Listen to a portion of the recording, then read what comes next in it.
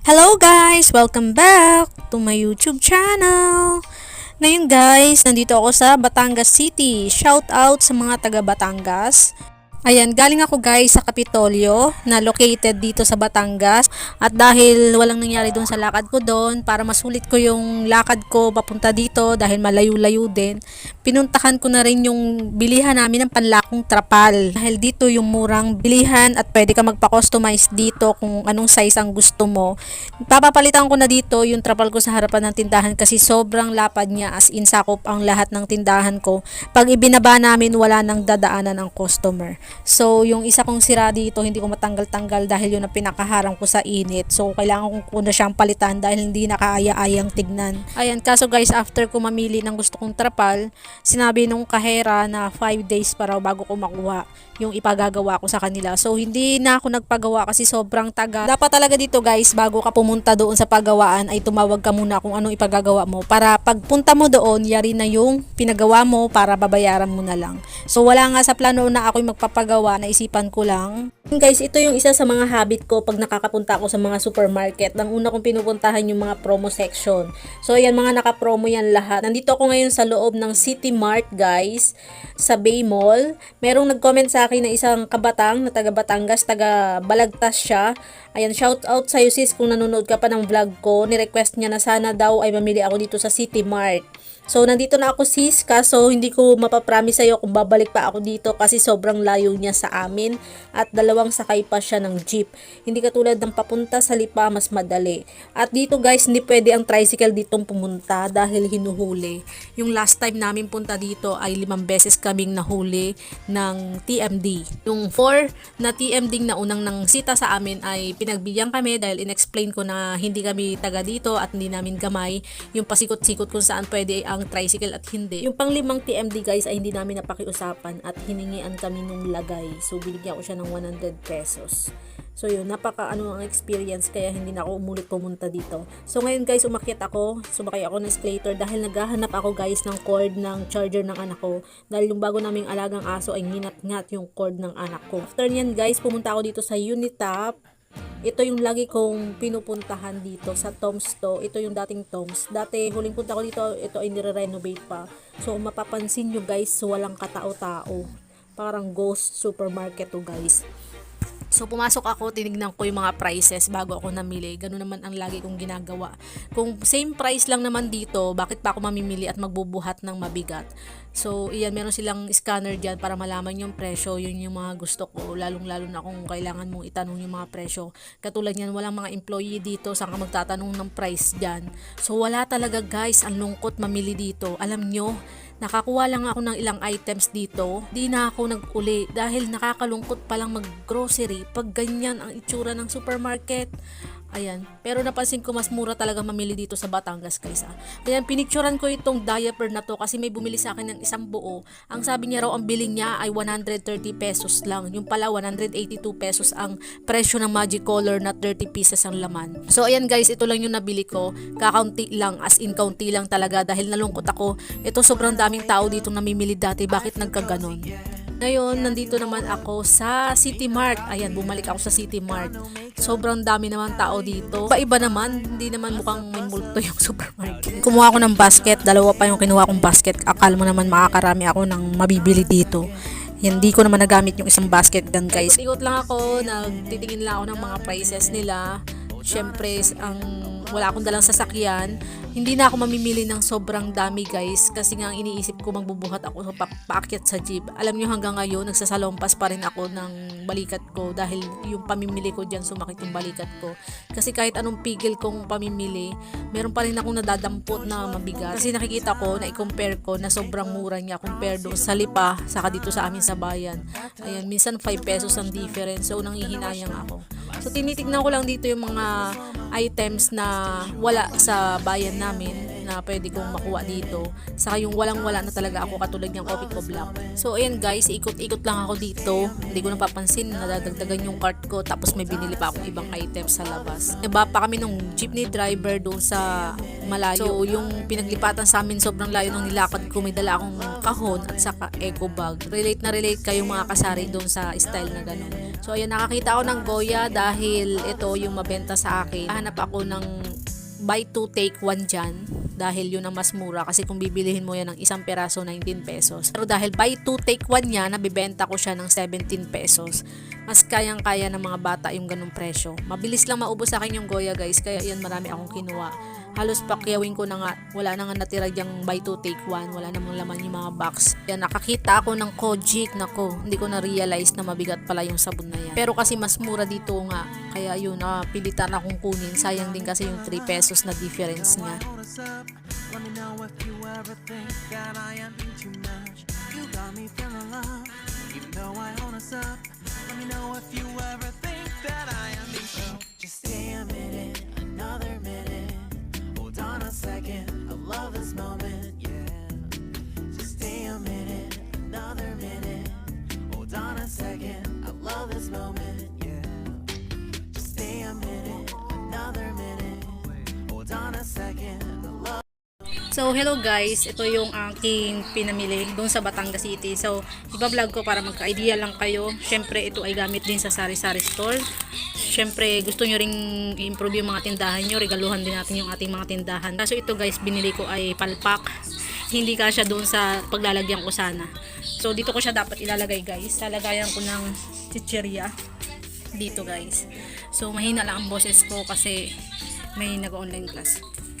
So, ngayon guys, ito ayan, sobrang haba siya dito sa paglalagyan ko. So, palpak. Dapat mas mahaba pa nga dito yung bibilihin ko, yung 175 pesos. Kala ko, sakto na to, yung pala, mas maiksik pa pala dapat. So, yan. Dapat diyan ko ilalagay para hindi ko nabubutasin itong mga chichirya. Yan na lang ilalagay ko ng ilalagay.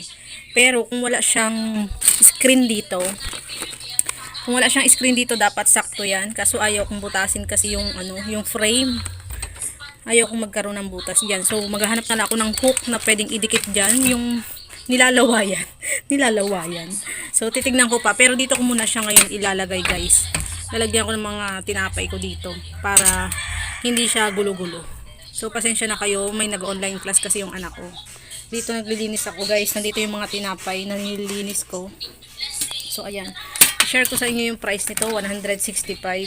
Yung mas mahaba dito ay yung mas 165. Yung mas mahaba dito guys ay 175. Medyo pricey siya. Pero okay lang. Tapos nandito pa yung aking pinamili. Ayan, ito lang ang binili ko doon. Kasi hindi ko gamay guys yung sa Batangas. Kaya ito lang ang nabili ko doon. Saka hindi sila kompleto doon compare sa Lipa. Marami kasing mas mapapagpilian sa Lipa. Saka mas pricey doon yung mga ganito. Ito 100 pesos ang bili ko doon. Hindi na ako nakakita doon kasi kaunti lang yung pagpipilian. So yan. Tapos ito yung binili ko doon sa dating Toms na ngayon ay Uni, ano ba yun? Ano ang pangalan na ng store na yun? Pinalitan na nila yung pangalan nila guys eh. Pangalan nila ngayon ay Unicity. Ito lang ang binili ko. Marami akong nasa basket. Kaso binalik ko na. Kasi nalungkot ako. Walang bumibili sa kanila. So ito lang ang binili ko. Saka dalawang Bioderm. Mura to doon. Dito kasi 38 pesos to. Pero doon ay 34.75. Pero dito sa bayan 38 pesos. Ang laki ng minura. Tapos itong Louis and Pearl. So dalawang Louis and Pearl, itong ice water yung isa guys, 29.50 ang puhunan. Paunti-kunti lang ang bili ko ng mga pabango guys kasi slow moving yan, matutulog ang ating puhunan. Hindi man lagi may bumibili ng pabango. So ito, zero waste management sila doon. Zero waste management. Ito yung ano sila, walang plastic doon guys, ganito lang. Kaya yung straw na usual na ginagamit sa mga supermarket, ito. Salute ako sa mga taga Batangas. Nagtanong din ako doon ng sandobag. Kala ko doon makakabili kasi sa Lipa hindi na ako makabili. Yun pala, bawal din doon bumili ng sandobag. So buksan ko lang to guys, medyo mahirap. Parang ayaw pa buksan nung boy. So ito guys lang ang binili ko. Kung makikita nyo, guang na guang yung box kasi hindi ko kayang mamili ng mabigat. Kaya yung mga nakita ko lang na nadaypan ko doon binili ko. So dito tayo sa mga promo. So ayan. So ito ang keratin. Buy 12 get 2 free. Tapos ito promo din, hygienics. So ito ay nakakahalaga ng 62.30. Free na itong maliit na ito guys na ilang ml gaare. Tapos itong Bioderm, free din ang isang piraso. So ito yung pinagbayaran ko diyan sa mga promo kasi nasa labas siya ng store nakalagay. Iba yung nag-punch. Tapos itong calchis, magaan-gaan kasi to guys. Kaya ito ang binili ko, yung mga magagaan lang. Tapos, itong pabango, mura kasi doon guys, compare sa Lipa. Mura mamili sa Batangas compare sa Lipa. Kaso nga lang, di pwede ang tricycle, kaya hindi ako makapamili doon. So, ito mura din doon guys. Basta mura siya ng mga 5 pesos. Laki ng diferensya.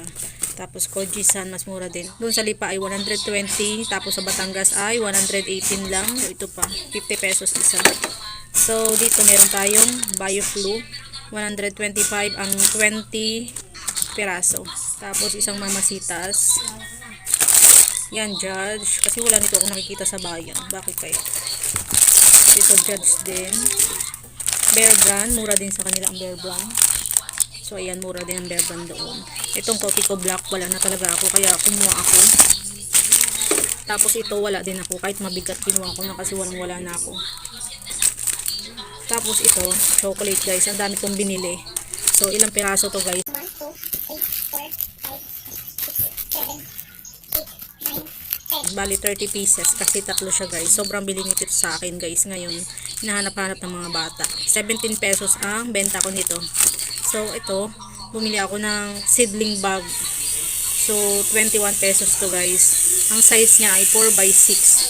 Tapos, yung isa, bumili din ako ng isa, 38.25, 5x8 naman ang size. So, ito na guys, yung pinaglagyan ko ng tinapay, yung wire mesh tray.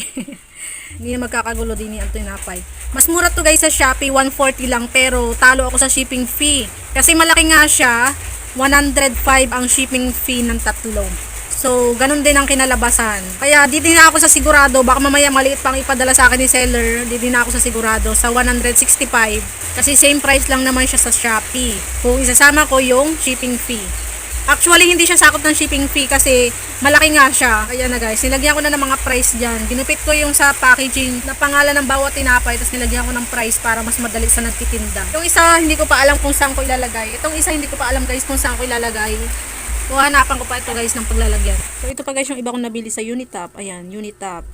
14 pesos ito. Ito, nagkagulo pa kami dito ng supervisor doon. Napakaligalig ko talaga. Kasi guys, magkakaiba yung price nila. Ito ay 14 pesos. Tapos yung iba may naka-price ng 17 pesos. Pero same sila ng item guys. Apat ang ginawa ko guys. Yung tatlo ay 17. Tapos yung isa ay 14. Ngayon, tinatanong ko kung bakit magkaiba. Sabi nung dicer, yun daw ay, ito daw 14 ay lumang stock. Sabi naman ng supervisor ay wrong tag price daw ang nangyari. Hey guys, nagtrabaho kasi ako sa supermarket sa Evergotesco. So alam ko yung mga patakaran sa mga supermarket. Pag wrong tag price, dapat yan ay problema na yan ang nag-price dyan. Ang tawag dyan, wrong TPL, wrong tag price label. Pag kami ang nagkamali ng pagpa-price, pero ang tamang price pala ay 17. Yung 3 pesos na difference doon sa totoong price, kami ang magbabayad kasi nagkamali kami ng price eh. So, dapat ang mangyayari, kung anong naka-price dito sa item, yun lang ang babayaran ng customer. Hindi itong 17 pesos. Kasi ito yung alam niya eh. Hindi alam ng department na yun na ganun yung dapat. Siguro magkakaiba sila ng patakaran. Sabi ko, deceiving ang inyong price. Humingi ng pasensya sa akin yung bisor, pasensya na raw. Sa akin, okay lang, 3 pesos lang naman ang difference. Kaso nga lang, di ba? Kung napalaki yan ng diferensya, malaking bagay na rin. Excited kang mamili kasi mura. Tapos, pagdating sa counter, wrong tag price label. So, yung deceiving talaga. Yun, medyo nagligalig ako doon. Maligalig. Ayan, bumili ako nitong, ano ba, ere? Hook, 20 pesos. Tapos bumili ako ng tornilyo guys. Kasi ito kakailanganin ko minsan. Pag ako may ginagawa dito. Katulad nyo, naglagay ako ng bracket doon sa aking lagayan ng napkin. So, sobrang liliit ng tornilyo ko doon. Kailangan ko ng ganito kahaba. Ito guys, bumili din ako nito. 11 pesos. Yung pang fix sa mga wire para hindi kalat-kalat sa dingding. Ito yung nagpabigat sa akin. Daladala. Ang bigat nito guys, oh. Natanggal na yung price. 100 plus to guys. Mabigat kasi siya. Hindi, stainless kasi siya, tapos ito lang yata ang plastic. Ay, hindi rin siya plastic, stainless siya. Ito naman, mas mura siya. Pero itong pinaka-handle dito ay plastic. Pero ito stainless. Itong basahan guys, sa harap ng tindahan ko, binili ko rin to, dalawa to guys. Yung isa nandito, sa baba. 60 pesos isa to guys, oh. Ayan, 60 pesos isa. Kasi yung una kong biniling basahan na pinakita ko sa inyo na tigto 29 pesos. Nung nilabhan ko at brinash, kumupas, ang pangit tignan. So tinanggal ko na, bumili na lang ako nitong bago, 60 pesos. So ito hindi siya dumi guys ha, sadyang ganyan yung design niya, parang may mga dumi-dumi siyang mancha.